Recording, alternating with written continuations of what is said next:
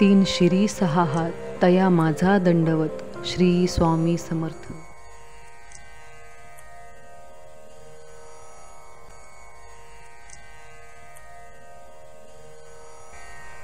श्री राम समर्थ.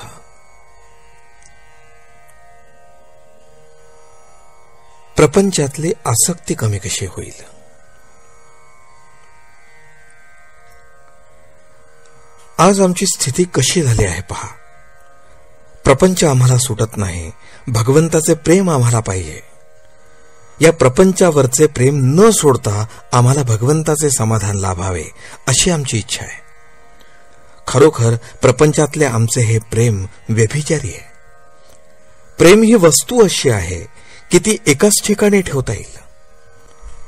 एका म्यानात ज्याप्रमाणे दोन तलवारी राहू शकत नाहीत, त्याप्रमाणे आमचे प्रेम आम्हाला दोन ठिकाणी ठेवता येणार नाही.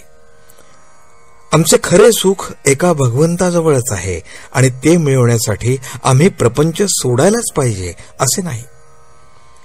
प्रपंचात आम्हाला वाटणारी आसक्ती ही मुख्यतः नाहीशी झाली पाहिजे. शास्त्रात सुद्धा हेच सांगितलंय.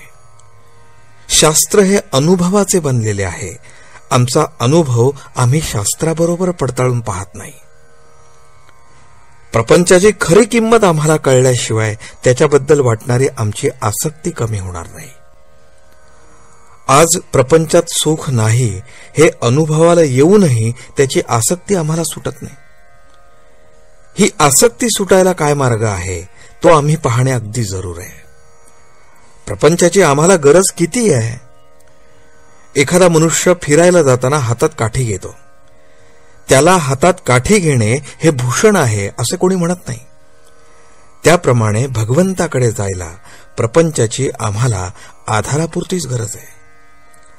हा प्रपंच करीत असताना त्याची आसक्ती कमी होऊन भगवंताचे प्रेम येण्यासाठी शास्त्रांनी घालून दिलेली बंधने आम्ही पाळली पाहिजेत आणि त्यासाठी आपले आचार विचार आणि उच्चार आम्ही सांभाळणे जरूर आहे. आपण आपल्या संस्कारांप्रमाणे वागलो तर निवृत्तीमध्येच जाऊ, कारण आपली प्रवृत्ती ही सर्व निवृत्तीपरच आहे यात संशय नाही. आता यापुढे आपण रामाच्या नावाने प्रपंचाचा धंदा करूया, म्हणजे नफा तोटा त्याचाच होईल. प्रपंचात सदाचाराने वागावे. सदाचार हा मूळ पाय आहे. नीती धर्माचे आचरण असावे.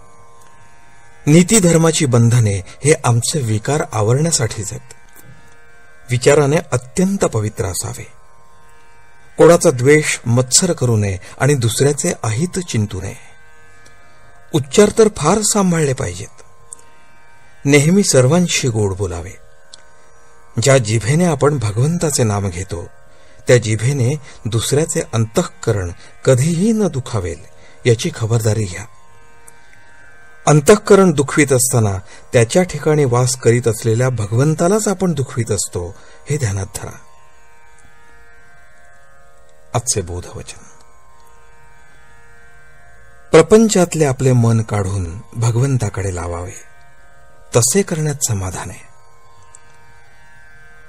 जानकी जीवन स्मरण. जय जय राम.